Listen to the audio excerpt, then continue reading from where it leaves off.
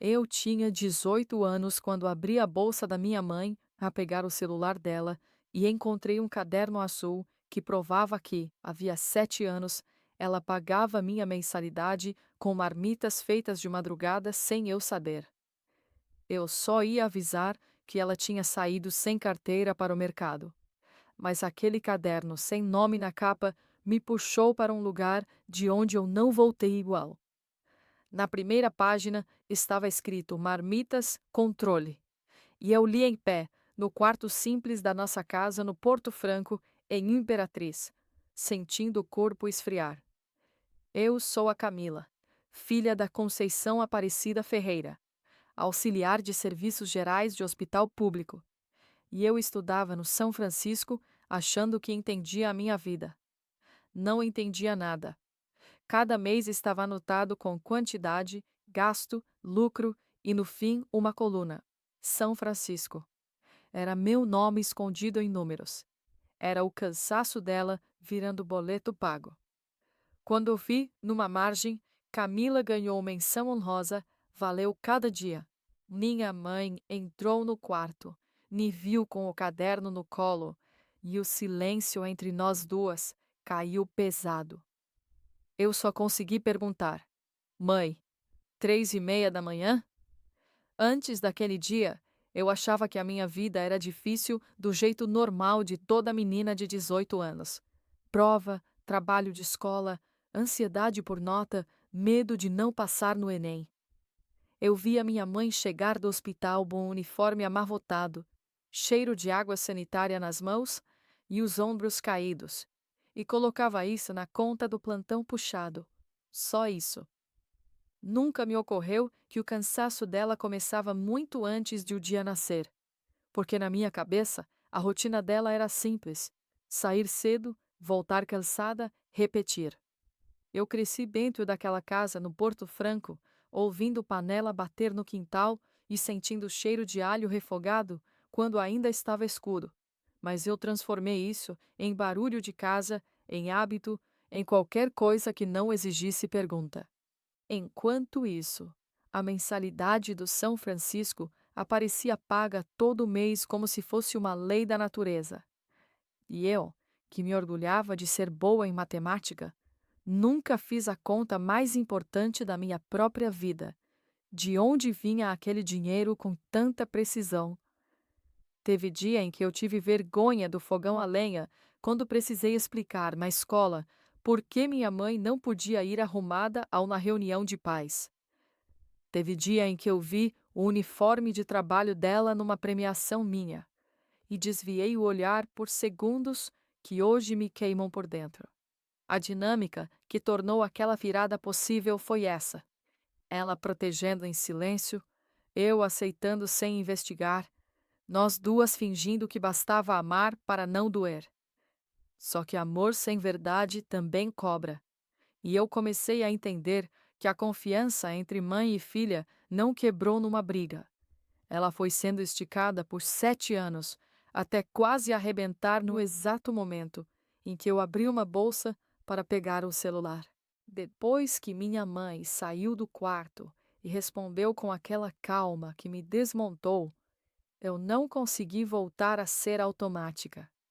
Nos dias seguintes, eu esperei ela dormir e reli o caderno azul inteiro, linha por linha, mês por mês, como quem revisa uma prova sabendo que errou o raciocínio desde o começo. Eu via os números da coluna de ingredientes, os lucros apertados, a coluna final escrita São Francisco, e a minha garganta fechava, porque cada valor era uma escolha dela no lugar de alguma coisa dela. Quando eu encontrei de novo a anotação Camila ganhou menção honrosa, valeu cada dia, eu senti vergonha física, vergonha que pesa no estômago, porque eu lembrava exatamente da cerimônia e do meu incômodo infantil com o uniforme dela. A última página foi o que tornou o confronto inevitável. Ela não sabe, nunca precisa saber. Mas se um dia souber, quero que saiba que eu nunca senti que era pesado. Eu li isso sentada no chão do quarto, com o caderno no colo, e entendi que o segredo não era falta de confiança. Era a estratégia para me impedir de desistir do meu futuro por culpa. Na manhã seguinte, às 3h30, eu levantei sem fazer barulho e fui até a porta do quintal. Vi minha mãe acendendo o fogão a lenha, separando as marmitas, mexendo panela com uma precisão de quem faz aquilo no escuro há anos. Ela me viu, não se assustou, só parou por um segundo. Eu também parei, e ali eu soube que não dava mais para eu ser apenas a filha que recebe. Eu precisava encarar o que eu tinha feito com o silêncio dela e decidir quem eu seria dali para frente. E é aqui que eu preciso que você se inscreva no canal, porque o que eu fiz em seguida mudou tudo. Me diz nos comentários de onde você está me ouvindo.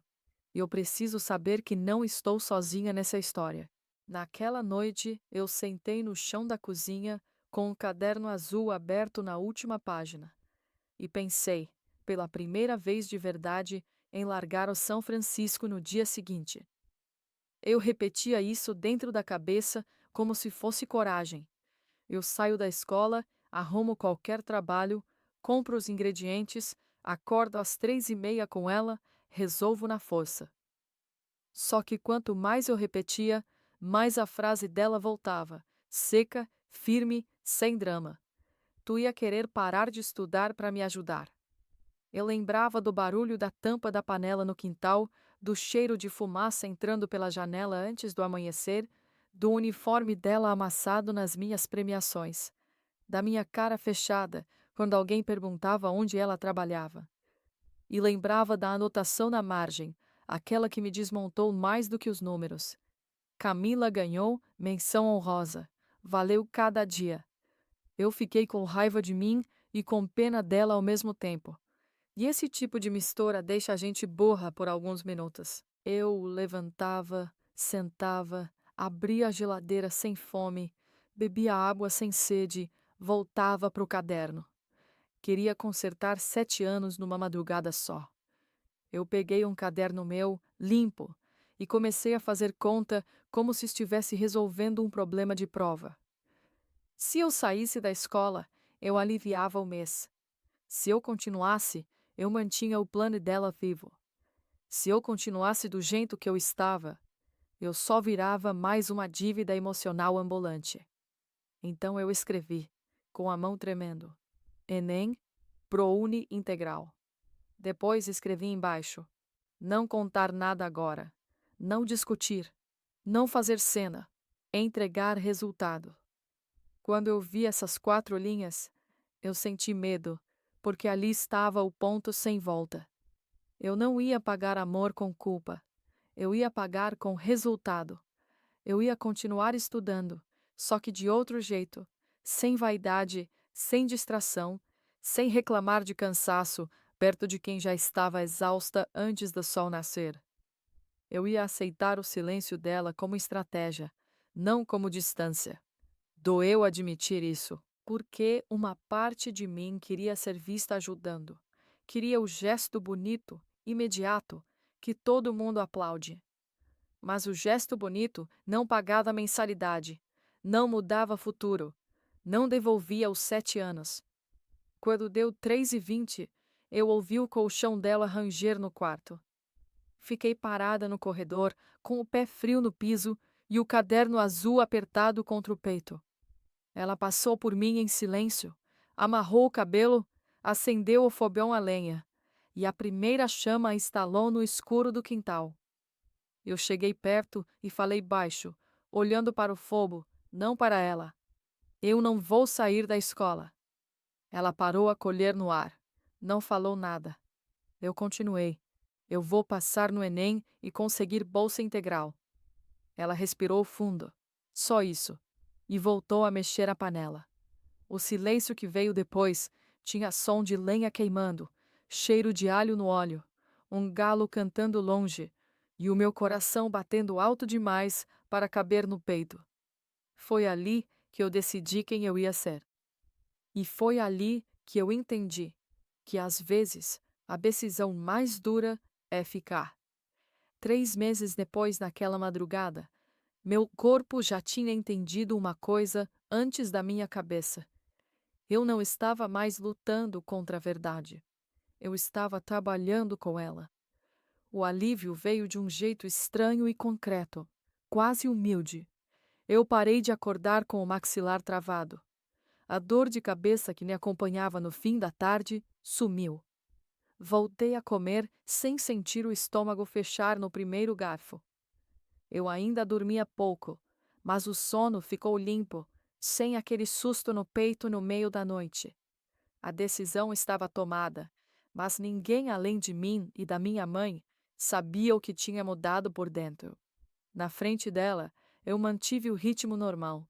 Arrumava a cama, lavava meu copo, saía para a escola com a mesma mochila.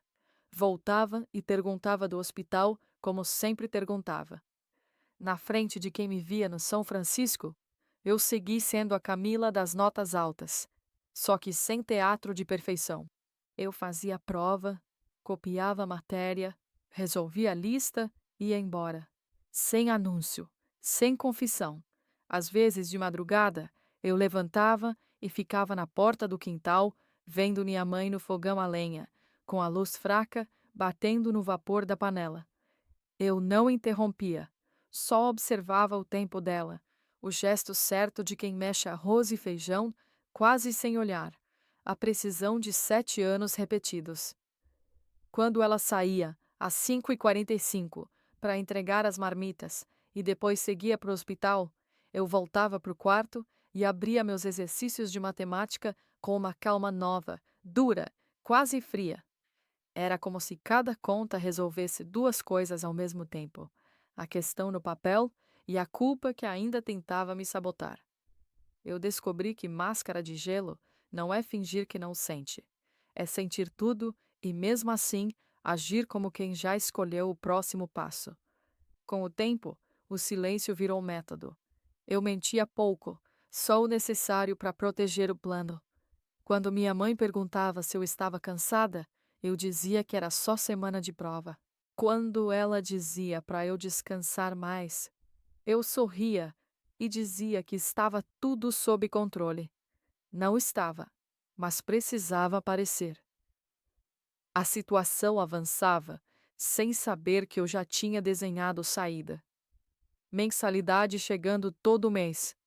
Caderno azul recebendo novos números. Fogão a lenha aceso antes do sol. E eu estudando para o Enem como quem segura uma corda com as 2 mãos. O momento mais difícil de manter a fachada foi numa noite em que ela chegou do hospital com o uniforme amarrotado. Sentou na mesa sem tirar o sapato e ficou em silêncio, olhando para nada por alguns segundos longos demais. Eu vi o cansaço dela no osso. Vi a mão direita tremendo de leve quando pegou o copo d'água.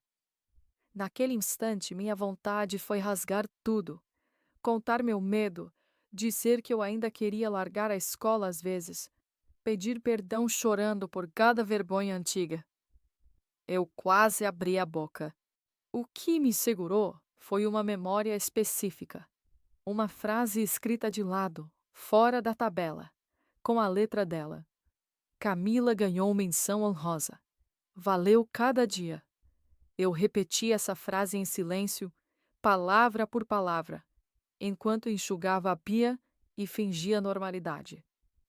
Depois veio a outra, dita por ela no quarto, firme e sem drama.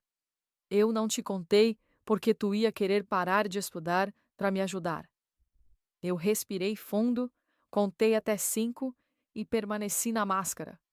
Perguntei apenas se ela queria que eu esquentasse a comida. Ela disse que sim. Eu esquentei. Ela comeu em silêncio. Eu sentei com meus cadernos na mesa, ao lado dela, e continuei resolvendo função do 2º grau, enquanto ela organizava as contas do mês. Por fora, parecia uma noite comum. Por dentro, era uma guerra diária para não quebrar antes da hora certa. A pressão de verdade veio numa manhã de rematrícula no São Francisco, quando eu fui com a minha mãe direto do hospital.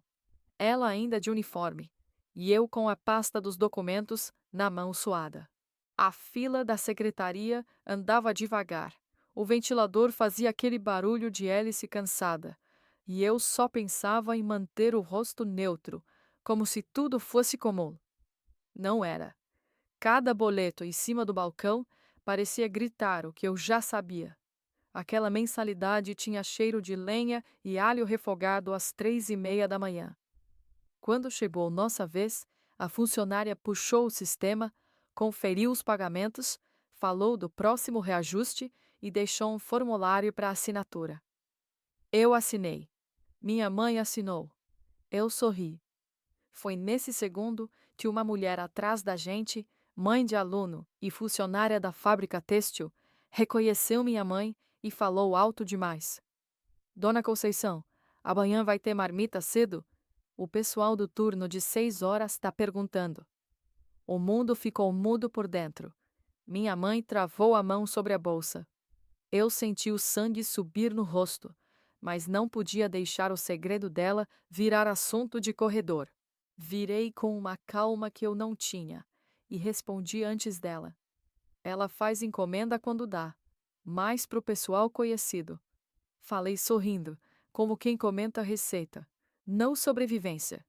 A mulher riu, disse que as marmitas eram as melhores e a fila andou. Só que o risco não tinha passado.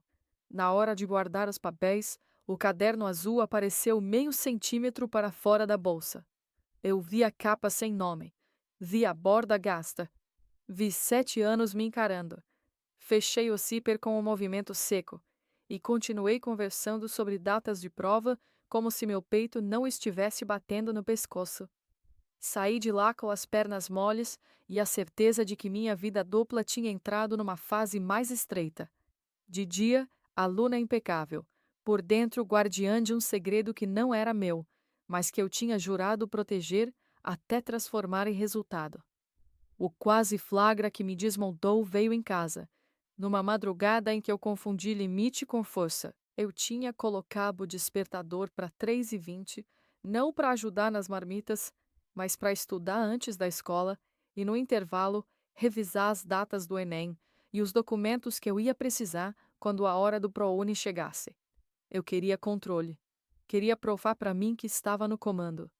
Abri meu caderno de estudos, puxei o azul para o lado, comparei números antigos de mensalidade com as despesas que eu imaginava para frente e comecei a escrever metas por mês. Foi quando ouvi o chinelo dela no corredor antes do horário de sempre. Ela parou na porta da cozinha e me pegou com os 2 cadernos abertos, o dela e o meu, lado a lado na mesa. O olhar dela não veio com raiva. Veio com medo. Tu vai fazer o quê, Camila? 4 palavras. Eu engoli seco. Vou estudar, mãe. Ela ficou me olhando por 2 segundos que pareceram 1 hora. Pegou a chaleira e respondeu baixo. Estuda, então. Só não carrega o mundo sozinha. Ela virou de costas para acender o fogão. E eu fiquei sentada sem conseguir mexer na caneta. Ali, eu entendi o peso real do meu plano. Não era medo de dar errado. Era o custo de continuar certa por fora e partida por dentro. De manhã, eu resolvi a função de 2º grau na sala com a mão firme. À noite, eu ouvia a tosse dela voltando do quintal e perdia o ar. Eu bloqueei convite, silenciei conversa, cortei distração, fiz tudo o que tinha que fazer. Mas cada escolha cobrava. Eu não estava cansada só de estudar. Eu estava cansada de parecer inteira. E admitir isso, mesmo só para mim, foi a parte mais humana e mais difícil.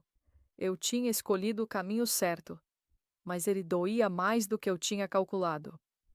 O primeiro sinal de que o meu plano tinha começado a andar veio num número na tela e num tremor na minha mão direita. Era manhã de resultado do Enem, e eu acordei antes do despertador. Antes dela, antes de qualquer barulho no quintal. Fiquei sentada na beira da cama, ouvindo o ventilador girar torto, com o celular na mão suando, como se eu estivesse carregando um segredo vivo. Quando o sistema abriu, eu digitei meus dados 2 vezes, porque errei a senha na primeira. E esse erro bobo quase me fez chorar de raiva. A página carregou devagar. Eu senti o coração bater no pescoço. A nota apareceu.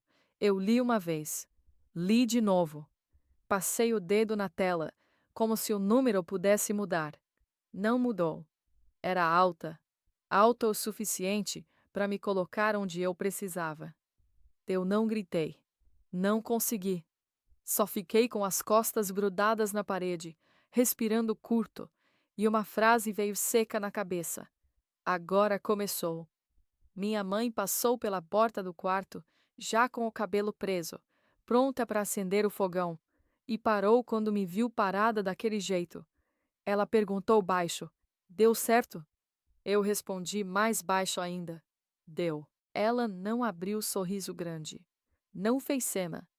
Só encostou na porta e fechou os olhos por um segundo, como quem solta um peso sem deixar ninguém ver. Depois falou: Então hoje tu estuda dobrado. Eu ri pelo nariz, com os olhos cheios, e disse: Hoje eu estudo com raiva. Ela entendeu. Naquele dia, tudo que antes me esmagava começou a entrar em pânico. Prazo, boleto, medo, culpa, aquela sensação de que eu sempre chegava atrasada para a própria vida. O plano não era mais promessa no caderno. Virou movimento real. E quando um plano sai do papel, o silêncio muda de som. O confronto direto veio na etapa seguinte, quando eu precisei transformar nota em destino e encarar que não dava mais para viver só de resistência. Era inscrição do ProUni, prazo curto, documento para conferir, renda para comprovar, e eu sentada à mesa com os papéis espalhados, onde por anos minha mãe fez conta de sobrevivência. Ela deixou contra-cheque, identidade, tudo alinhado, sem perguntar demais. No meio da conferência, o caderno azul ficou ao lado da pasta por acidente, e eu senti um nó subir, porque os dois mundos estavam finalmente se tocando. O que ela fez no escuro e o que eu precisava mostrar na luz. O site caiu 2 vezes. Na terceira, abriu. Eu preenchi cada campo devagar. Curso, licenciatura em matemática. Cidade, Imperatriz. Tipo de bolsa, integral. Minha mãe ficou em pé atrás de mim, em silêncio, com a mão apoiada no encosto da cadeira. Quando chegou na última tela, eu travei por um segundo. Ela perguntou: Tu confia? Eu respondi: Confio, mas tô com medo. Ela disse: Medo não paga conta, filha. Clica. Eu cliquei. Os dias de espera foram curtos no calendário e longos no corpo. Eu fingia rotina, mas o estômago queimava. Até que a consulta abriu de novo, numa tarde abafada, e eu vi a frase que partiu a minha vida em antes e depois. Pré-selecionada. Bolsa integral. Eu li em voz alta, sem perceber. Minha mãe puxou a cadeira e sentou devagar, como se as pernas tivessem perdido força. Eu virei para ela e não tinha mais máscara, nem estratégia, nem distância. Só disse: Acabou, mãe. A mensalidade acabou, e esse foi o evento irreversível que ninguém podia desfazer. O plano de 7 anos dela encontrou o meu resultado numa única linha de tela. Eu estou te contando isso com o comprovante de pré-seleção aberto na tela e uma pasta de documentos no meu colo, porque nada terminou ainda e o caos começou de outro jeito. Agora não é mais só passar, é provar cada linha da nossa vida, sem deixar nenhum detalhe cair. Minha mãe está na mesa, com o uniforme do hospital dobrado na cadeira, separando contra-cheque, RG, comprovante de endereço, recibo antigo, tudo em silêncio. E eu vejo a mão dela tremer, quando percebe que falta uma declaração que pedem no sistema. O prazo corre, o site trava, a internet cai, volta, cai de novo. Eu tento respirar, mas meu peito não acompanha. Se essa etapa falhar, eu perco a bolsa. Se eu perco a bolsa, eu devolvo minha mãe para as 3:30 da manhã por tempo indeterminado. Ela me olha e fala baixo, firme. Confere de novo, Camila. Eu confiro. Falta mesmo. O documento está no hospital, no setor administrativo, e já passou do horário. Amanhã de manhã pode ser tarde. Eu peguei a bolsa dela, a mesma bolsa, senti o caderno azul encostar no meu braço e por um segundo eu congelei na porta sem saber se eu corria para tentar resolver ou se eu aceitava que talvez o plano de 7 anos pudesse escorregar por uma folha de papel. É aqui que eu estou, agora, no meio dessa decisão, com ela me esperando e o relógio me empurrando. Me diz, com honestidade, o que você faria no meu lugar, porque eu preciso ler tua resposta e eu preciso que você se inscreva no canal para acompanhar o que aconteceu na próxima hora.